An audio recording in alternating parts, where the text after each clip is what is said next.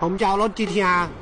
พ่อจะซื้อเบนซ์ให้แกนะ เขาจะเอา GTR แถมโรเล็กเรือนหนึ่งด้ว อิ ย ดจะเอา GTR แต่เมื่อคืนเนี่ยแกตายไปทีนึงแล้วเนอะ มันไม่เป็นอย่างนั้นหรอกถ้าอิดได้ขับ GTR ถ้าแกขับ GTR แกตายโหงไปแล้ว ก็อิดจะเอา GTR